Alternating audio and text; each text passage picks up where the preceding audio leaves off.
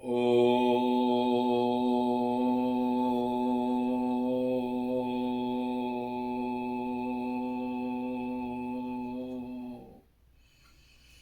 नमस्तेस्तु महामाये श्रीपीठ सुरपूजिते शंखचक्र गदाहस्ते महालक्ष्मी नमोस्तुते।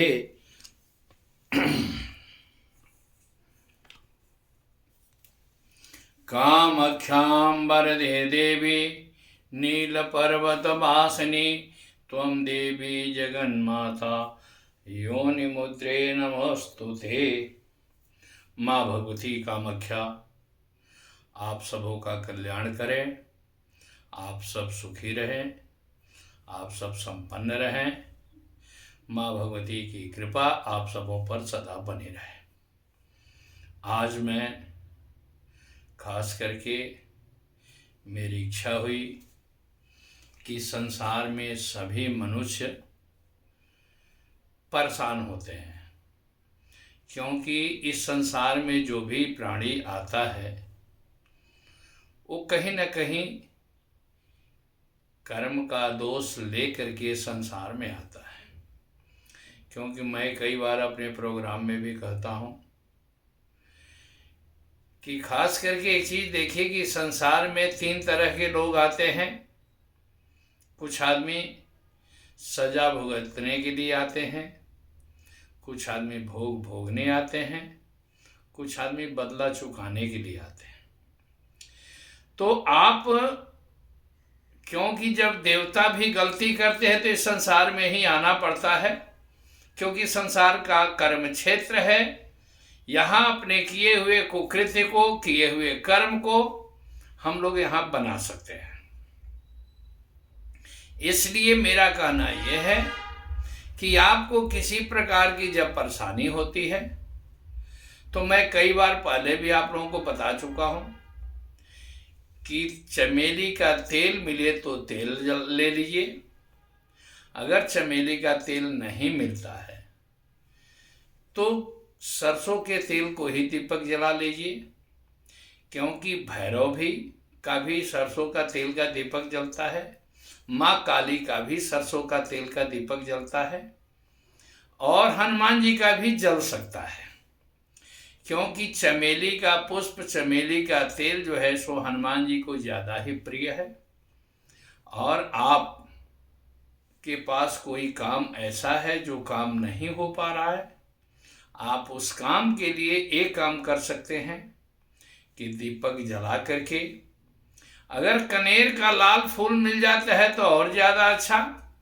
अगर कनेर का लाल फूल नहीं मिलता है तो गेंदा का हो या गुड़हल का हो या गुलाब का फूल मिल जाता है, आप उसको लीजिए।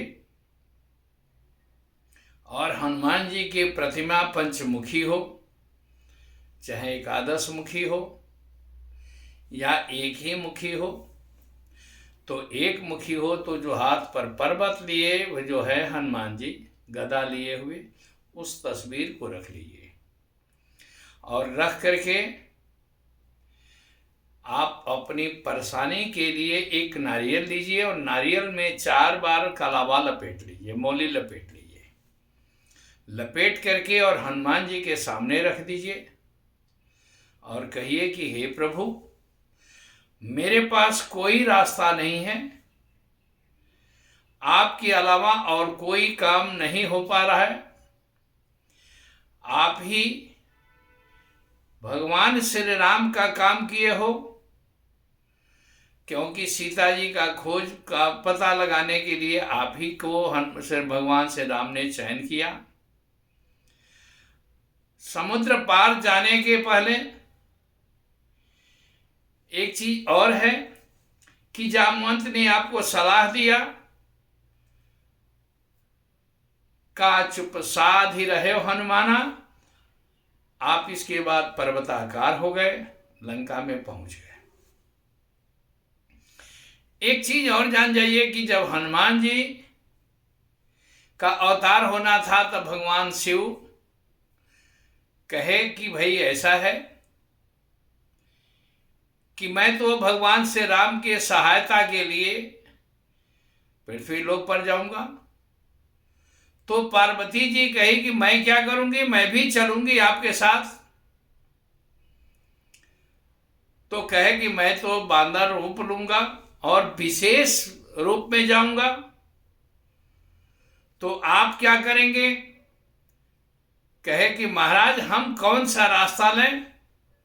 तो उन्होंने कहा कि मेरी पूंछ तुम बन जाओ। लोकोक्ति में इसीलिए कहा जाता है कि जहां पुरुष जाते हैं वहां स्त्री भी रहती है। तो आपके पति पत्नी का जो सामंजस्य है, जो संबंध है, वो उसी समय से कंप्लीट हुआ। तो जब पार्वती जी पूंछ बनी, इसीलिए जब लंका में रावण अपने अहंकार के साथ जब उनके पूंछ में कपड़ा लपेटना शुरू किया,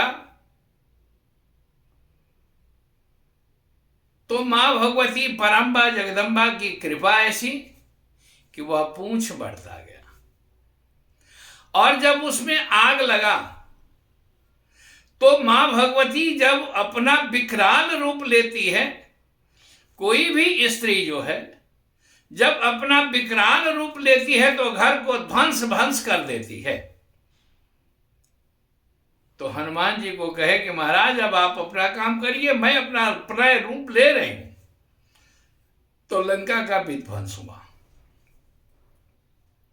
लंका का उन्होंने जला करके, अब देखिए लंका कभी भी सोना आग में नहीं जलता है।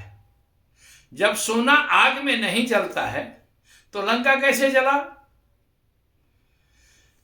तो रावण ने शनि देव महाराज को बातन उल्टा करके गाड़ रखा था।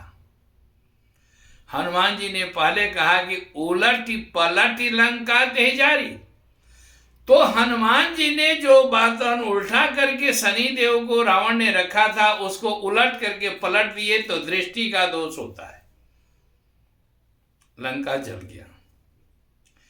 तो आपको एक छोटा सा चीज बताएंगे कि 3 बार या 11 बार, 4 बार, 21 बार नारियल रख करके, दीपक जला करके, धूप जला करके,